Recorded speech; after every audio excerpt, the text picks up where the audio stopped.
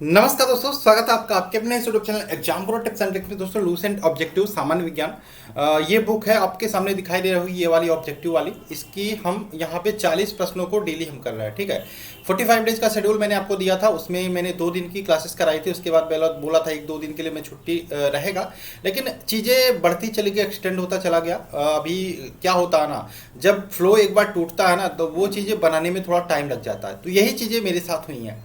पिछले 1 महीने से जो चीज़ें नहीं होनी चाहिए थी इस चैनल पे, सब कुछ हुआ है। ठीक है, इतनी क्लासेस बंक हुई, इतनी चीज़ें मैं क्या बताऊँ आपको। इसमें एक्सप्लेनेशन देना कोई वो बात नहीं है, कोई क्योर नहीं है। अब चीज़ें ये होनी चाहिए कि अब ये डिसकंटिन्यू ना हो, यानी कि अब अगर जो स्टार्ट हुई हैं तो ये रेगुलर चलती रहे। तो माफ़ कीजिएगा। ठीक है, अभी यहाँ पे सेट नंबर 3 यानी कि क्लास नंबर 3 हम करने वाले हैं। 40 प्रश्न डेली करते हैं। ये बुक आपके सामने दिखाई दे रही होगी। ठीक है, तो आई होप आपने चैनल को सब्सक्राइब कर लिया होगा। 45 डेज का शेड्यूल आपके पास होगा।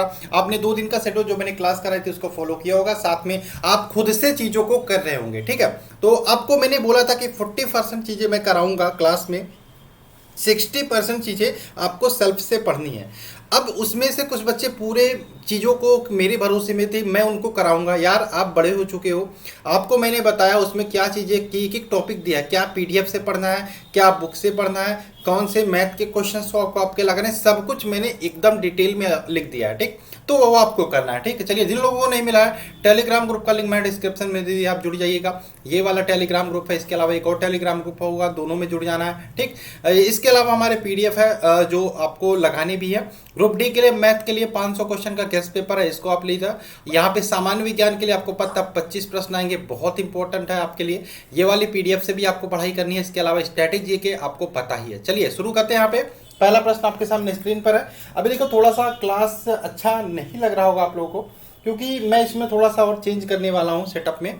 ठीक है, तो वो थोड़ा सा टाइम लग सकता है, 1-2 दिन का। तो यहाँ पे बात करें बर्फ पर, अभी अनअकैडमी पे क्लासेस लेते थे तो उसमें थोड़ा अच्छा लगता था देखने में चीज़ें, लेकिन अभी यूट्यूब पर ही लेंगे हम। यहाँ पे अनअकैडमी पर कोई क्लासेस नहीं होंगी। क्वेश्चन है आपका पहला, बर्फ पर स्केटिंग। देखो क्या मतलब है यार, हम सीखने को यहाँ पर भी मिल रहा है, चीज़ें वही मिल रही हैं। ठीक है, तो आप इसका ऑनलाइन नोट्स भी बनाते रहिए। इसका आंसर क्या होगा भाई? बर्फ पर स्केटिंग करना प्रदर्शित करता है कि दाब बढ़ाने पर बर्फ का गलनांक क्या होता है भाई। तो दाब बढ़ाने पर जो बर्फ का गलनांक होता है, आप प्रेशर बढ़ाओगे तो बर्फ का गलनांक ये होता है, घट जाता है। ठीक है, घट जाता है। इसका आंसर क्या हो जाएगा? Option number B. Option number B, दाब बढ़ाने पर बर्फ का गलनांक होता है, घट जाता है। ठीक, क्वेश्चन नंबर 2 की बात करें, चौराहे पर पानी के फुहारे पर। आपने देखा होगा चौराहे पे कुछ इस प्रकार से गोल चक्कर बना होता है, उस पर एक फव्वारा लगा होता है। फव्वारे पर अब तो ये देखने को नहीं मिलता, लेकिन फव्वारे से पानी निकलता है, ऊपर पानी की गेंद पानी पे नाचती रहती है। क्यों क्यों?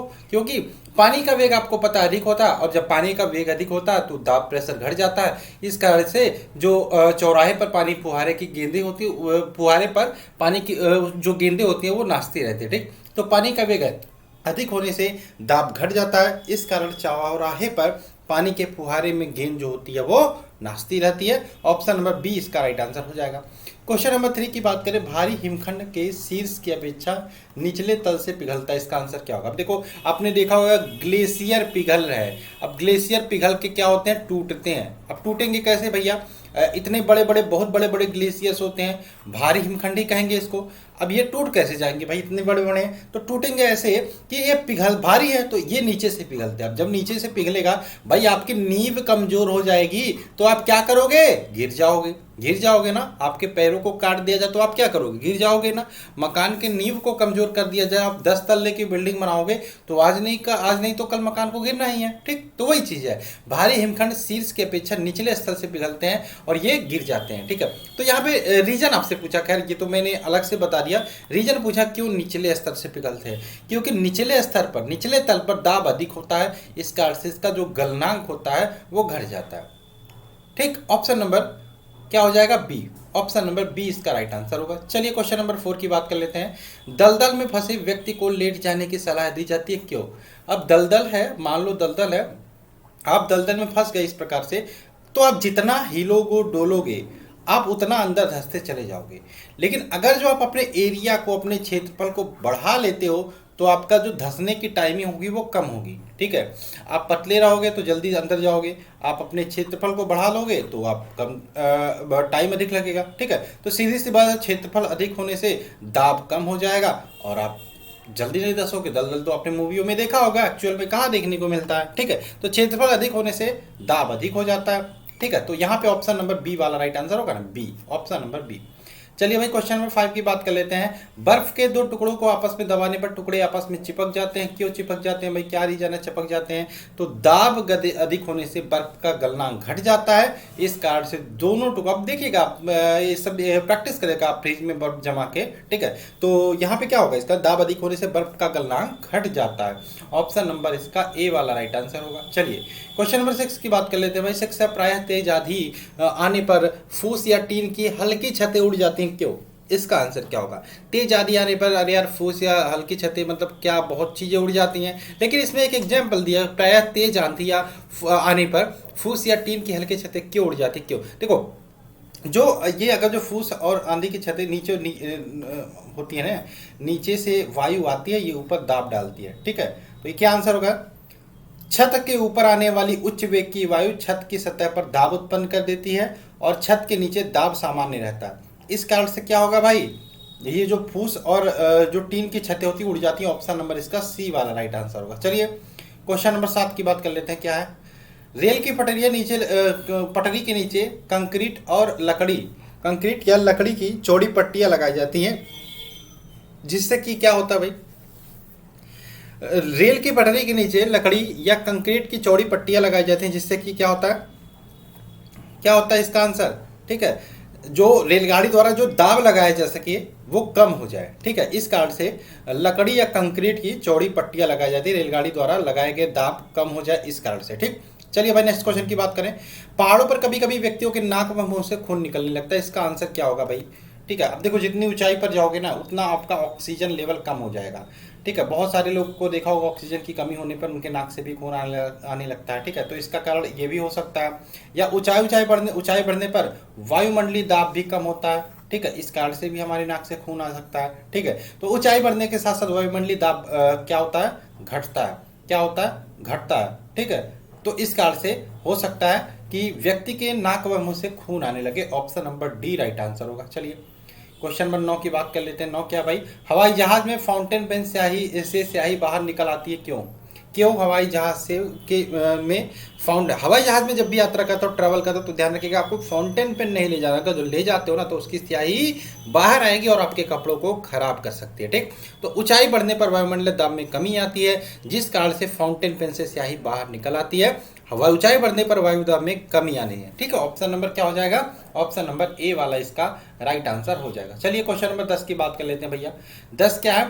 यदि पृथ्वी का द्रव्यमान वही रहे, त्रिज्या 1% कम कर जाए तो पृथ्वी तल पर जी का मान क्या होगा?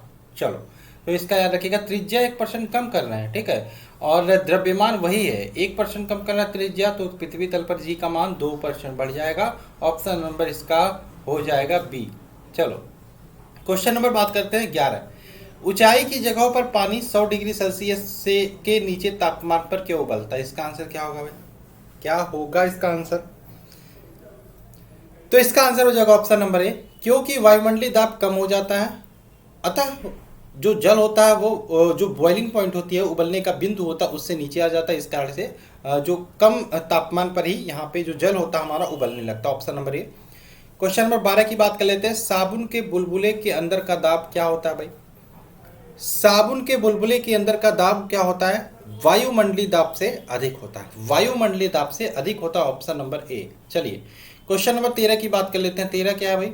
हम दलदली सड़कों पर क्यों फिसलते हैं? हम दलदली सड़कों पर क्यों फिसलते हैं? क्योंकि वहां पे फ्रैक्शन नहीं होता, क्योंकि वहां पे घर्षण नहीं होता, घर्षण की कमी के कारण। Option number C right answer होगा। चलिए क्वेश्चन नंबर 14 की बात कर लेते हैं। जब बैरोमीटर का पारा अचानक गिर जाए तो किस बात का घोतक होता है? ठीक, अचानक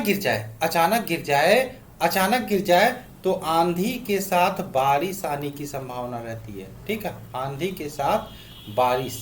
ठीक, ऑप्शन नंबर इससे का सी राइट आंसर होगा। अभी कल बारिश आई थी, आंधी आई थी। ठीक, चलिए क्वेश्चन नंबर 15 की बात करें। 3 से 4 दिनों से इतनी तेज गर्मी। और मैं मानता हूँ कि क्लास ना आपका होने का एक रीज़न है, 2-3 दिनों में इतनी गर्मी हुई है।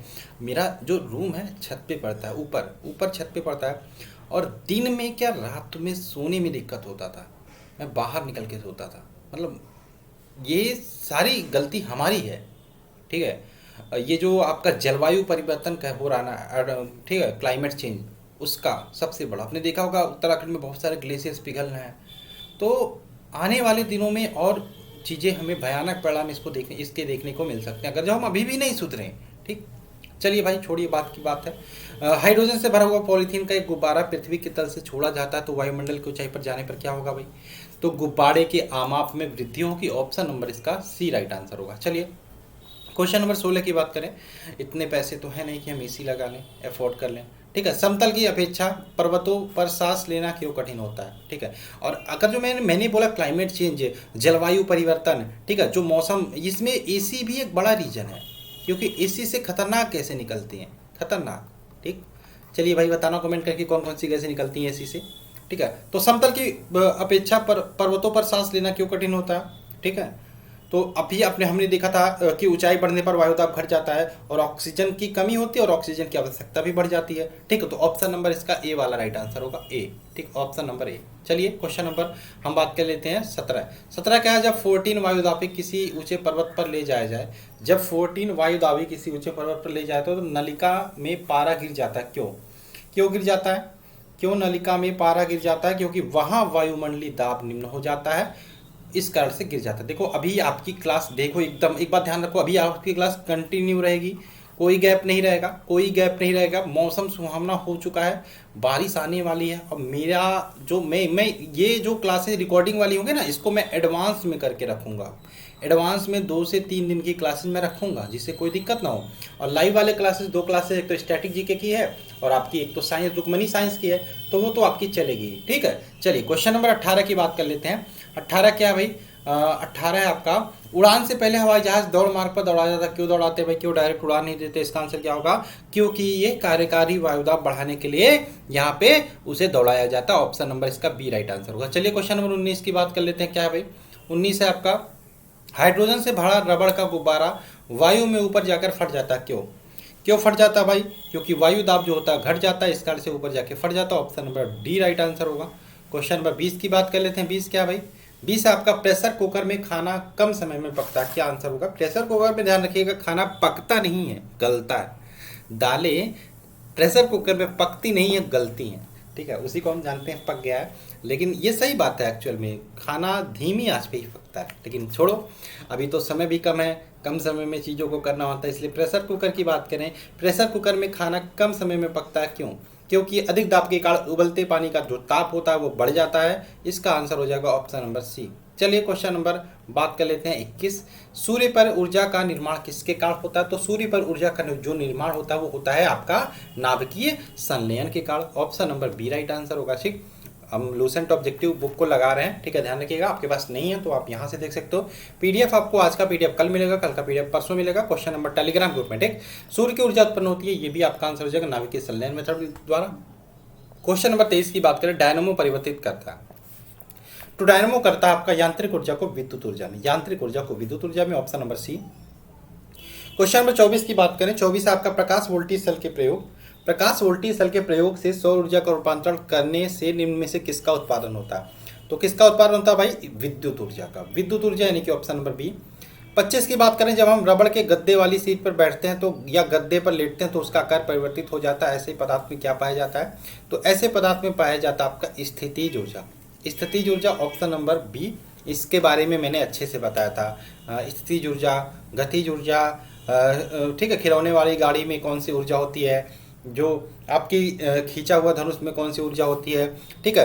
तो आगे बात करें निम्नलिखित में से किसमें गतिज ऊर्जा नहीं है? देखो यहाँ पे बात करें खींचा हुआ धनुष की बात हो रही है, ठीक है। अब धनुष है ना, तो खींचा हुआ धनुष है, खींचा हुआ धनुष है, ठीक है। ऐसा नहीं है कि आपने छोड़ दिया है, खींचा हुआ है, तो आपकी स्थितिज ऊर्जा है। Option number D. चलिए क्वेश्चन नंबर 27 की बात करें। जब एक चल वस्तु की गति दोगुनी हो जाती है तो उसकी गतिज ऊर्जा पर क्या प्रभाव पड़ेगा? जब एक चल वस्तु की गति दोगुनी हो जाए तो उसकी गतिज ऊर्जा क्या होगी? चौगुनी हो जाएगी। ऑप्शन नंबर इसका बी वाला राइट आंसर होगा, ठीक। चलो क्वेश्चन नंबर 28 की बात करें, सीढ़ी पर चढ़ने पर अधिक ऊर्जा खर्च होती है क्योंकि, क्यों सीढ़ी पर चढ़ने पर अधिक ऊर्जा खर्च होती है? ठीक है, क्योंकि व्यक्ति को गुरुत्व के विरुद्ध कार्य करना पड़ता है, इस कारण से सीढ़ी पे चढ़ने पे अधिक ऊर्जा खर्च होती है। ऑप्शन नंबर इसका बी राइट आंसर होगा। 29 की बात करें, निम्नलिखित में से कौन सा नियम इस कथन को वैध ठहराता है? न ऊर्जा न तो सृजन किया जा सकता न ही विनाश। ऊर्जा ना तो बनाया जा सकता है, ना ही उसको नष्ट किया जा सकता है। तो ये करता है ऊर्जा संरक्षण का नियम। Option number A right answer होगा। केवल ऊर्जा को एक रूप से दूसरे रूप में ट्रांसफॉर्म या परिवर्तित किया जा सकता है। Option number A right answer होगा। क्वेश्चन नंबर 30 है, स्वचालित वाहनों में द्रव चलित ब्रेक का हाइड्रोलिक ब्रेक का इस्तेमाल किस नियम का अनुप्रयोग करके किया जाता है? तो ध्यान रखिएगा, जब भी हाइड्रोलिक या द्रव चलित ब्रेक की बात हो तो ध्यान रखिएगा वहाँ पे पास्कल्स का नियम का यूज किया जाता है। Option number A right answer होगा। 31 की बात करें, रेल की पटरियों अपने वक्रों पर कर्व पर किस कारण से बैक्ड की गई होती हैं? किस कारण से बैक्ड की हो गई होती है? क्योंकि रेलगाड़ी के भार के 36 घटक की आवश्यक अब केंद्रीय बल प्राप्त करने के लिए। ठीक है, अब देखो रेलगाड़ी जब यहाँ मुड़ती है, ऐसे मुड़ती है तो यहाँ से अब केंद्रीय बल प्राप्त करती है। रेलगाड़ी ऐसे मुड़ती है तो यहाँ से अब केंद्रीय बल प्राप्त करती है। तो इस कारण से ये यहाँ पे बैक्ड की गई होती है। ठीक है, तो रेलगाड़ियों के भार के 36 घटक की से आवश्यक अभिकेंद्रीय बल प्राप्त करने के लिए कर्वों पर वो बैक्ड की गई होती है। ठीक है, option number C right answer होगा। चलिए क्वेश्चन नंबर 32 की बात करें, साइकिल चलाने वाला मोड़ लेते समय क्यों झुकता है? इसका भी आंसर वही हो सकता है। ठीक है, क्यों झुकता है भाई मोड़ की तरफ? वह झुकता है जिससे गुरुत्व केंद्र आधार के अंदर बना रहे और वह गिरने से बच जाए। ठीक, ऑप्शन नंबर इसका बी वाला। ठीक, चलिए क्वेश्चन नंबर 33 की बात करें, कोई साइकिल सवार किसी मोड़ पर घूमता है तो क्या होता है? वह अंदर की ओर झुकता है। कहाँ की ओर भाई? अंदर की ओर झुकता है। Option number B. Question number 34 की बात करें, दूध का प्रबल ढंग से मथा जाता है तो उसमें क्रीम किस कारण से अलग हो जाती है? क्रीम सेपरेटर मशीन आती है ना। ठीक है, तो ये उसका आंसर होगा अपकेंद्रीय बल के कारण। अपकेंद्रीय बल के कारण। ठीक, क्वेश्चन नंबर 35 है, जब पानी की बाल्टी को काफी तेज से ऊर्ध्वाधर वृत्त में घुमाई जाती है तब पानी बाल्टी से उसकी उच्चतम स्थिति से भी नहीं गिरता। क्यों नहीं गिरता भाई? पानी भर के आपने यहाँ पे पकड़ लिया, ये बाल्टी है, ये आपका बाल्टी है। ठीक है, बाल्टी में उल्टा क्यों बना दिया? चलो ठीक है, इसमें आपने पानी भरा और इसको आप यहाँ पकड़ के चारों तरफ घुमाते हो। ठीक, लेकिन पानी नहीं गिरता। इसका आंसर क्या होगा भाई? क्या आंसर होगा? अपकेंद्र बल पानी के वजन से अधिक होता है, इस कारण से यह नहीं गिरता। ऑप्शन नंबर इसका बी वाला राइट आंसर हो जाएगा। नहीं, ऑप्शन वाला ए। ठीक, क्वेश्चन नंबर 36 की बात करें, वॉशिंग मशीन का कार्य सिद्धांत किस पर आधारित होता है? तो वॉशिंग मशीन का कार्य सिद्धांत आधारित होता है अपकेंद्रण पर। ध्यान रखिएगा, अपकेंद्रण पर। ठीक, क्वेश्चन नंबर 37 की बात करें, चंद्रमा पर वायुमंडल नहीं होने का क्या कारण है? इसका आंसर हो जाएगा ऑप्शन नंबर डी। इस पर गैस अणुओं का पलायन वेग उनके वर्ग माध्यमूल वेग से कम होता है, इस कारण से चंद्रमा पर एटमॉस्फेयर वायुमंडल नहीं। Option number D right answer होगा। 38 की बात करें, निम्नलिखित में से क्या रैखिक बल के संरक्षण पर आधार पर कार्य करता है? तो इसका आंसर होगा जेट कार्य करता है। Option number C. Question number 39 की बात करें, पृथ्वी तल से किस न्यूनतम वेग से प्रक्षेपित किए जाने पर कोई रॉकेट पृथ्वी के गुरुत्वाकर्षण को पार करके अंतरिक्ष में चला जाएगा? बहुत ही आसान क्वेश्चन, बच्चों वाला क्वेश्चन आपसे पूछा है। पलायन वेग का मान पूछा है, 11.2 किलोमीटर पर सेकंड होता है। Option number A. Question number 40 है, भू स्थिर उपग्रह जियो स्टेशनरी सैटेलाइट का आवर्तकाल कितना होता है?